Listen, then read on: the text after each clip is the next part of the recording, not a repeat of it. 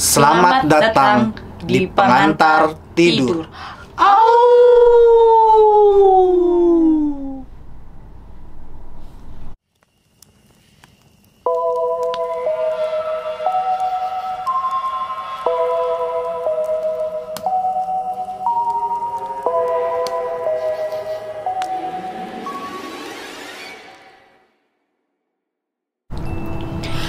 Oke, assalamualaikum warahmatullahi wabarakatuh. Waalaikumsalam warahmatullahi wabarakatuh. Alhamdulillah dijawab. Alhamdulillah. Berkah ya bang. Iya. Apa kabar nih bang? Alhamdulillah baik. Lu Nol apa kabar? Alhamdulillah baik. Alhamdulillah. Yang di rumah, yang lagi nonton, apa kabar? Semoga selalu sehat selalu dalam Amin. lindungan Allah Subhanahu Wa Taala. Amin.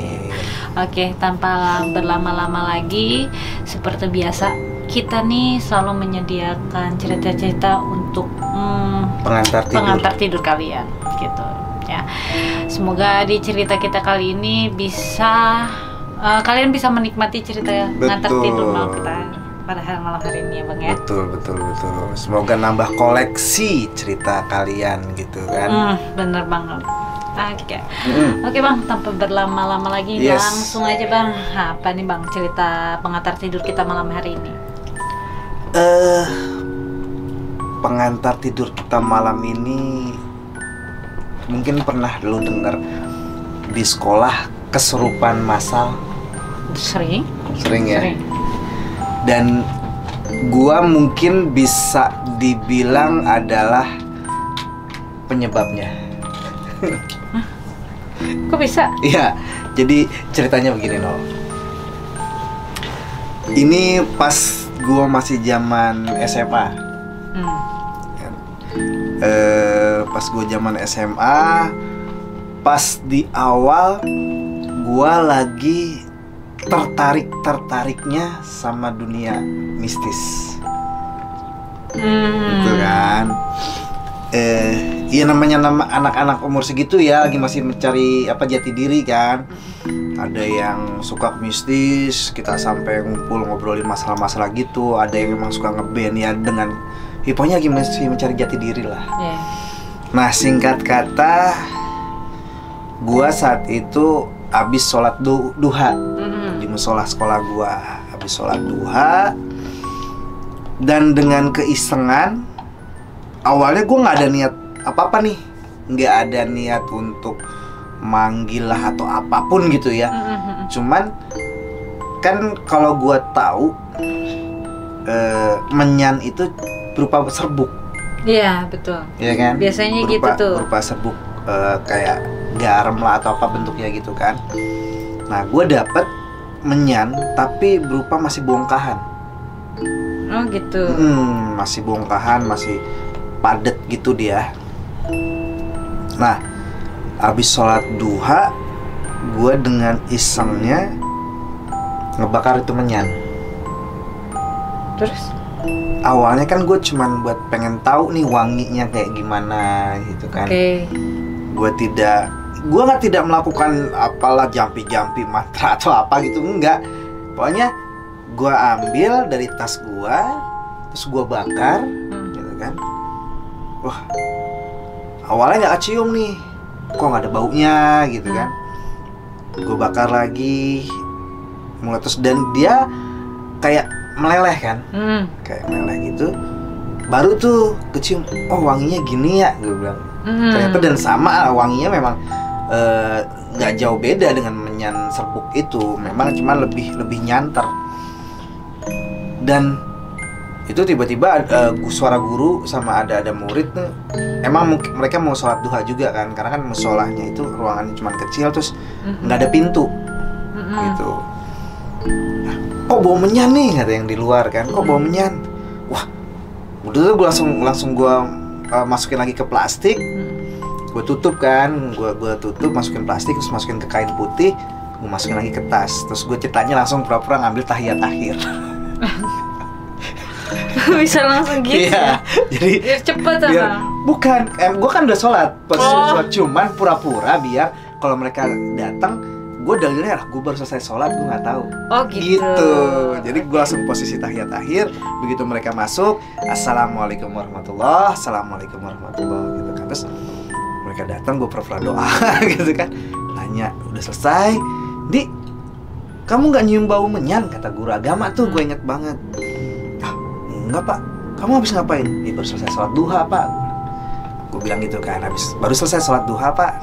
Oh ya udah tuh gue cabut. Mereka masih ngobrolin lah, masih ngendus, masih nyari gitu kan. Sementara si pelaku utamanya udah nggak ada gitu kan.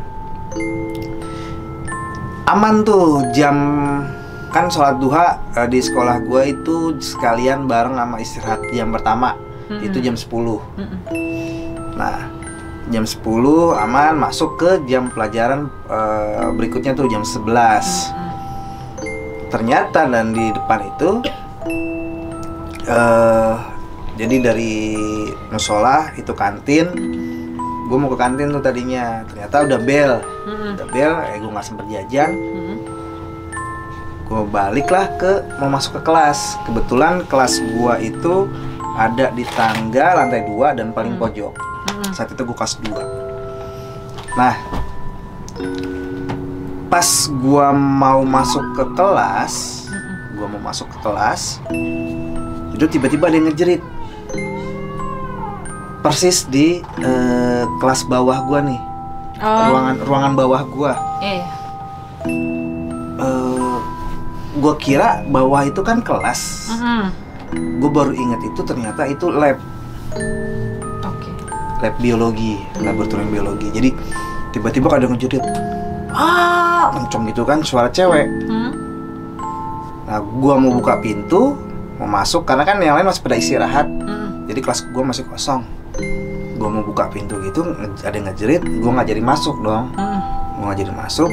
Dan ternyata teman-teman di kelas gue yang lain, yang kelas-kelas sebelah juga, yang masih ada di kelas, itu ngedenger juga.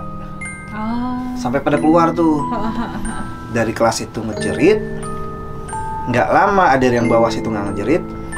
Nggak lama di sebelah gue, di kelas yang sebelah sana itu ngejerit juga. Sama cewek juga. Itu malah habis ngejerit, terus banyak yang lari-lari tuh dari kelas dia pada keluar. Ada yang kesurupan gitu. Wah, udah kesurupan. Udah gue samperin kan, gue nggak ngeliat. Karena ya itu yang gue bilang, saat itu gue masih tertariknya ke dunia mistis gitu kan. Pengen ngeliat, dan gue memang saat itu belum pernah ngeliat yang namanya kesurupan. Itu lu kapan ya waktu sekolah SMA? Gue SMA kelas 2 sekitar tahun 2000-an lah. 2000, gue lulus kan 2002, udah tua ya gue ya. Lulus 2002, tahun 2001. 2001. Ini gue belum pernah gue ceritain ke yang lain. Nah, khusus spesial buat teman pengantar tidur. Gua keluar, gua nyamperin kan ke kelas. Jadi si cewek ini, ada satu cewek di pojok, dia nangis. Jadi habis ngejerit terus dia nangis, ngeringkuk begini. Nah teman-temannya kayak nenangin tapi nggak bisa gitu kan. Udah dari situ nggak lama di bawah ada lagi yang teriak lagi. Aduh. Wah, gue bilang, dan lari lagi ke bawah. Penasaran yang ini karena udah ada guru. Udah ada guru nih, udah ada yang megang gitu kan. Gue lari lagi ke bawah tuh penasaran. Gue lihat lagi berdiri dia, lagi duduk di meja. Terus kakinya begini gitu kan, naik ke meja kan. Wah, gitu-gitu doang. Cewek, tapi suaranya berat kayak cowok. Wah, gue bilang kenapa nih rame banget. Lari lagi dari situ. Di kelas itu aja ternyata ada 2 yang kesurupan. Dia posisinya ada di yang satu di depan gitu, sama yang satu lagi di belakang. Udah posisi di bawah. Tiduran dia, nangis-nangis. Wah, udah dijagain, udah rame segala macem. Lari lagi gua ke kelas pojok. Ada lagi tuh yang ngejerit. Nah, yang ngejerit ini adik kelas gua kebetulan kenal gitu kan, gua kenal deket. Udah dia Gua nggak tahu dia pemimpin atau gimana lah gitu kan. Begitu dia teriak, jadi dia ini kayak nggak nunjukin kesurupan nih, Wak. Dari kelas dia keluar biasa, tiba-tiba ke tengah lapangan dia teriak, diam. Suaranya tuh berat banget, diam. Baru tuh pada diam tuh. Nggak tahu kenapa tiba-tiba semua diem. Nah, emang dia siapa? Nggak tahu. Itu semua tiba-tiba diem. Wah, guru-guru juga kaget dong. Yang mereka seneng karena yang kesurupan ini tiba-tiba diem, tapi pasti merasa ini akan ada sesuatu yang lebih buruk lagi nih. Iya, betul. Gitu kan? Tiba diam, langsung jatuh. Jatuh karena nggak ada orang di situ, ngelepak kan, bener-bener jatuh kepalanya. Diambil lah sama salah satu guru, diminta tolong sama penjaga sekolah, sama murid-murid yang lain tuh. Bopong, tadinya mau dibawa ke UKS. Terus? Dibawa di UKS, ternyata udah ada yang kesurupan juga, gitu. Okay. Udah ada yang kesurupan juga, jadi kasurnya udah nggak muat. Akhirnya dibawalah. Nah, pas yang kesurupan ini ternyata kan temen gua yang di UKS, jadi gua nggak udah. Nah, yang teriak ini gua udah nggak merhatiin dia dibawa kemana. Gua jadi ngejagain teman kelas gua nih, gitu kan, yang di ini. Dia ngomong begini sambil Allahu Akbar. Dia yang gua lihat mukanya tuh pias banget, pucet banget, udah kayak mayat. Nangis. Air matanya itu ngucur. Dia minta maaf. Maafin aku, Mah. Maafin aku. Ini bukan salah aku, Mah. Sakit. Gua tanya kan, dan di situ posisinya nggak ada guru. Nggak ada guru tuh di UKS itu. Cuman gua, ada si Adit, teman kelas gua, sama ada cewek satu. Adik kelas tuh, kayaknya yang bopong dia ke situ pertama. Sakit, Mah, sakit, gue bilang. Ya, gue coba interaksi ya sama si cewek ini. Gue bilang, kamu siapa? Gue bilang, sakit, Mah, sakit. Kamu siapa? Lagi ngapain? Tolongin. Aku dimakamin di pertigaan Cirende. Nah, emang ada pemakaman di situ? Nggak ada. Gua cari-cari kan, di mana pertigaan Cirende yang arah mau ke Ciputat. Gue detail-detailin itu bioskop. Innalillahi. Jadi dulu ada namanya bioskop, sekarang udah nggak ada. Itu namanya Rahayu Teater. Jadi dia dulu dimakamin di situ.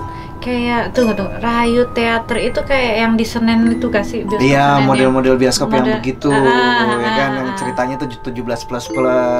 Pokoknya bioskop zaman dulu lah ya.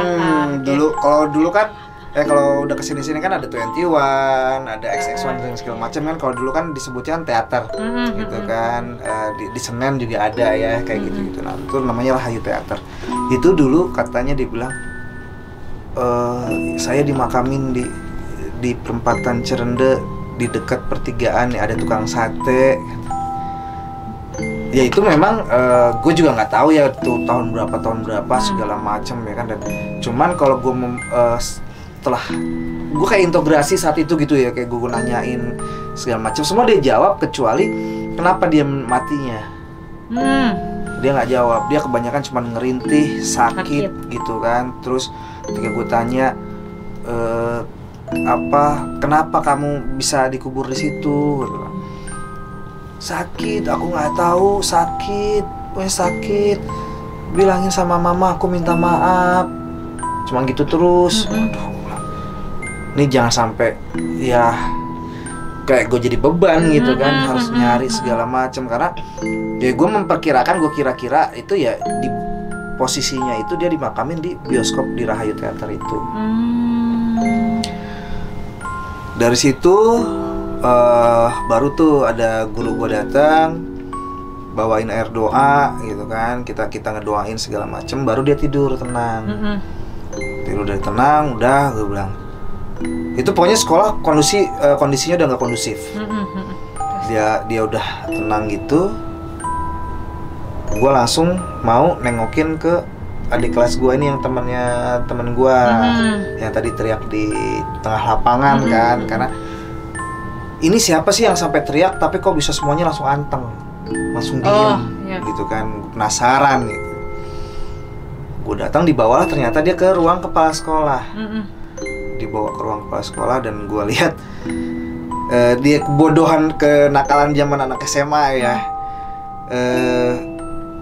Orang kesurupan kita malah bercanda-canda di depannya gitu kan, liatin. Karena dia posisinya, dia kan zaman dulu rok SMA itu kan nggak boleh panjang. Iya, pendek. Kecuali lo pakai kerudung baru panjang. Dulu kan pendek cuma segini.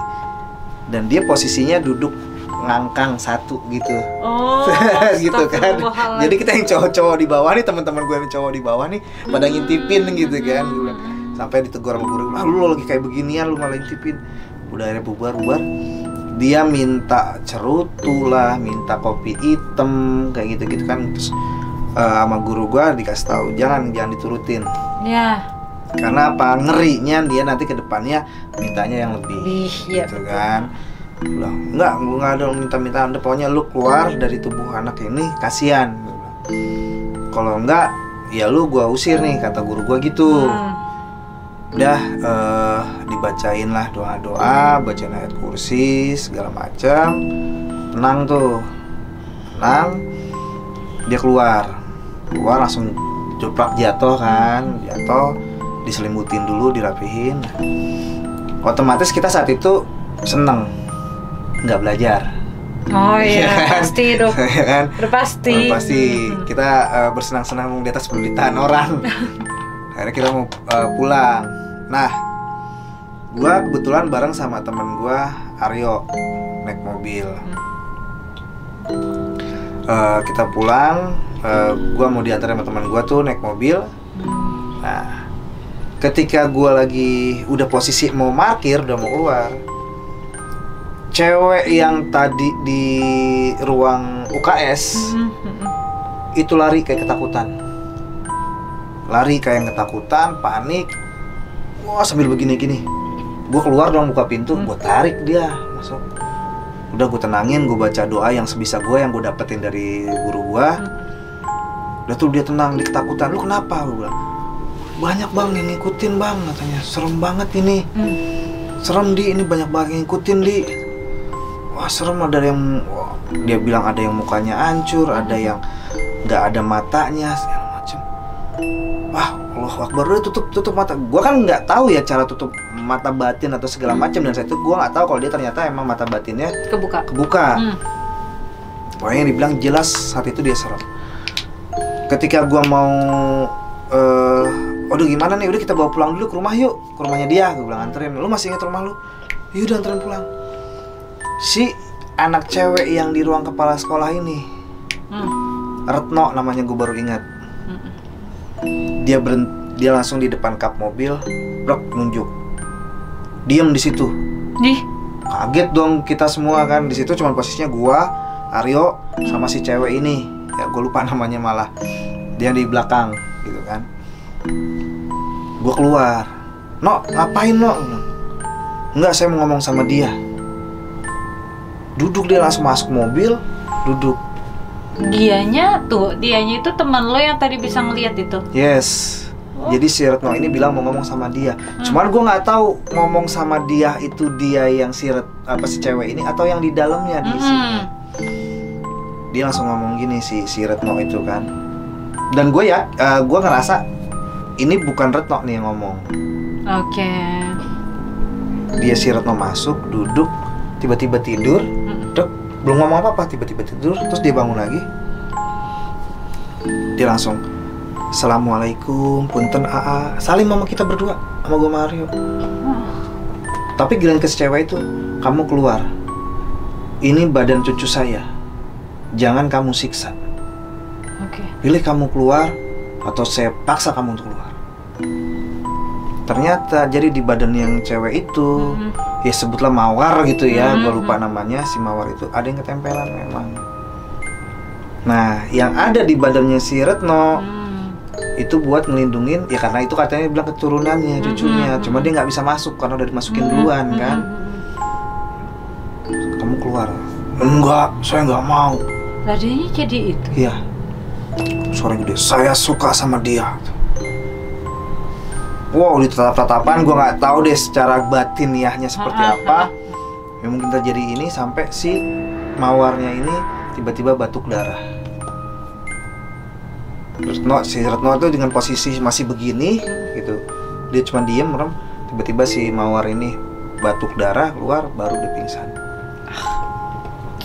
Batuk darah dan dia langsung pamit. Terima kasih, saya sudah selesai nitip cucu saya. Brek, langsung tidur dua-duanya. Wih, itu posisi gua sama si Aryo, ya gua masih awam banget kan. Gua sama Aryo cuma bisa diem geleng-geleng kepala. Udah gua nggak tahu harus gimana. Sampai akhirnya ada Butri, gua manggil dia Mami. Mami nyamperin ke mobil gua. Tiba-tiba gua dikasih air doa ke muka gua begini. Ke si Aryo, kalau Aryo saat itu masih Kristen, masih non-Islam.